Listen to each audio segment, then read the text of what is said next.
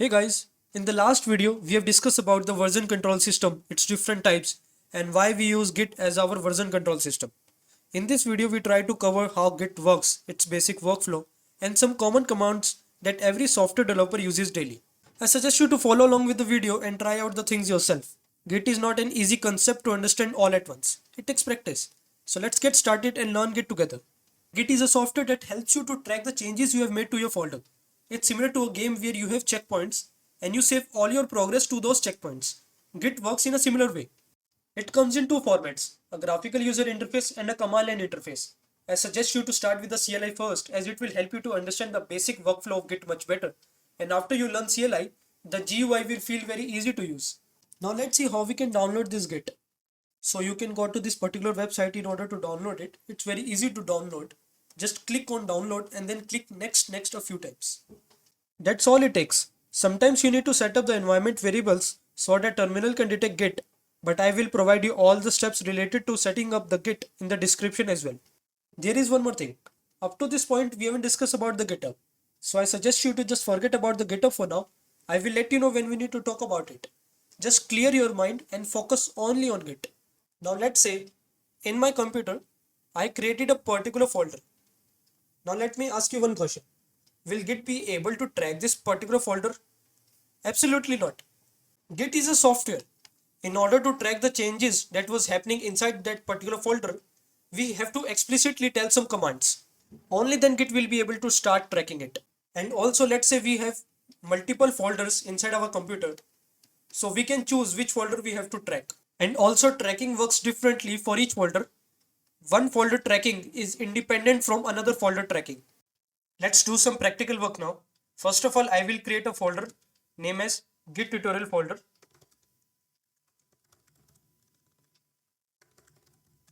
And inside it, I will create two more folders. I will name them as first folder and second folder. Currently, these two folders are not being tracked by the Git. In order to do that, I have to write some command. But before that, I wanted to show you one more command which will help you to check the status of your folders. And that is git status command. Let's go to the first folder and check the status of this folder. As you can see, it shows not a Git repository. That means this particular folder is not been trackable by the Git. So in order to do that, I have to write a command git init. This command states that initialized empty Git repository in this particular location. Now Git will be able to track this particular folder. After making this folder trackable by the Git, let's execute the git status command once again. It shows some message like on branch main, no commits yet and nothing to commit. We will learn all about these terminologies in later part of the video, but one thing we are sure that we are not getting that error message, not a Git repository.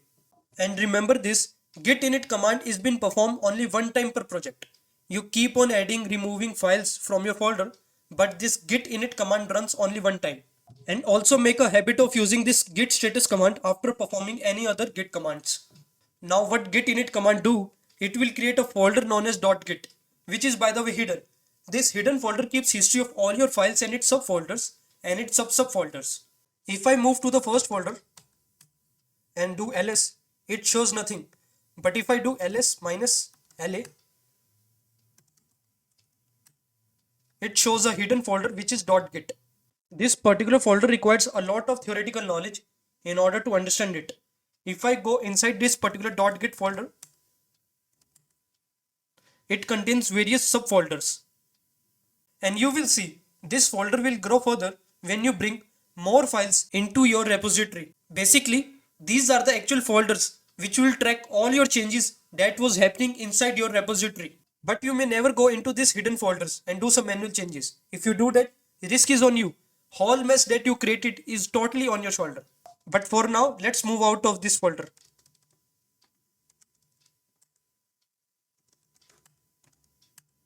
So currently this particular folder contains nothing.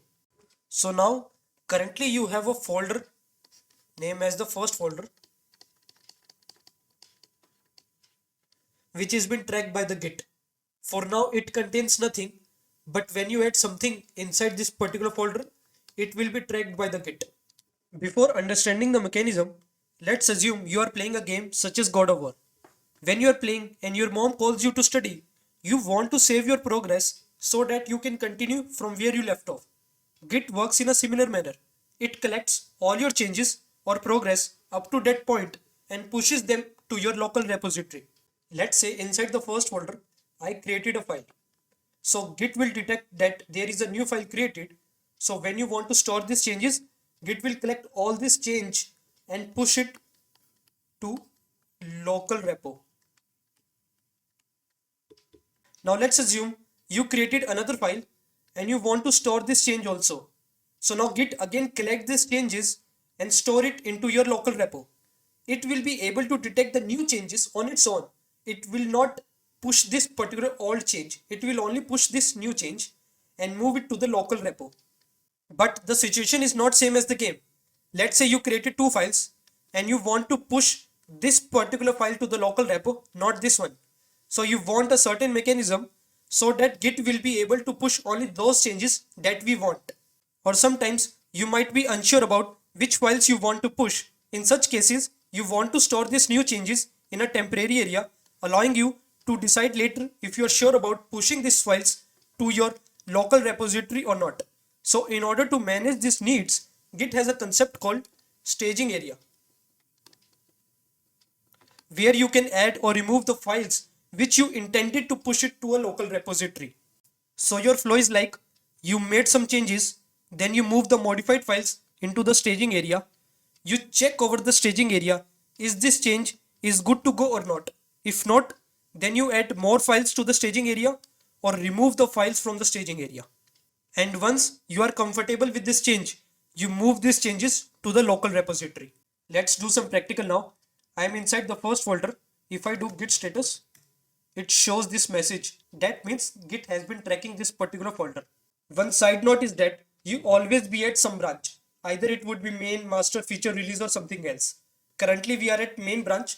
We will discuss the importance of this branching, but for now, let's assume we are at some branch. Inside this particular folder, I create two files.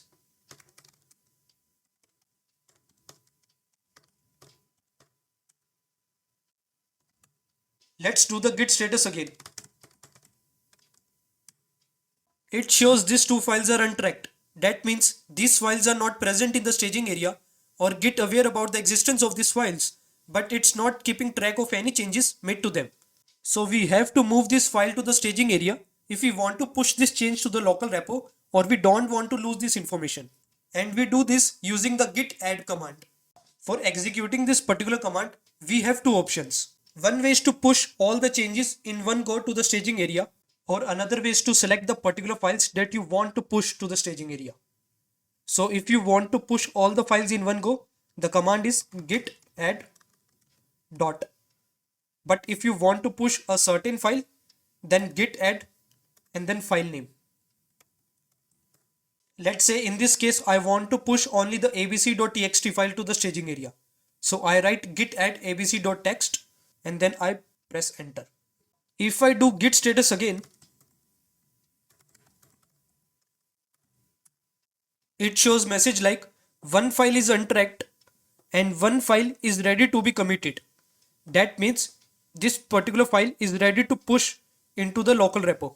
Now in order to move the files that was present in the staging area into the local repo, the command is git commit -m and the message that you want to associate with this particular push. So in this case, I'm going to push the abc.txt file from the staging area to the local repo. So I add a message like moving file abc.txt. Now this command shows a message in which it contains the information about the committer who committed this particular command, and we can configure this information and we will see how we can do it in the later part of the video. But for now, let's focus on this last two lines: one file change, zero insertion, zero deletion. One file change means one file has been added, modified or deleted, and zero insertion, zero deletion means no lines of code were added or removed. And obviously in this case, we have created a new file abc.txt and we move this particular file to the local repo. So that's why it shows one file change. And zero insertion, zero deletion means no code has been added inside the abc.txt. So that's why. If we do git status command again, it shows the message like one file is untracked, that is xyz.txt, because we haven't moved this file to the staging area, and nothing added to commit, that means nothing is present inside the staging area which can be committed to the local repo. Till now we have seen how we can initialize a particular folder to a repository so that Git can track this particular folder. We have seen how we can add the particular file to the staging area and how we can push this particular files that was present in the staging area to the local repo. That's it for this video. We will explore more in the next one. So stay tuned. If you like this video, please like, share, subscribe to this channel. Alright then, goodbye.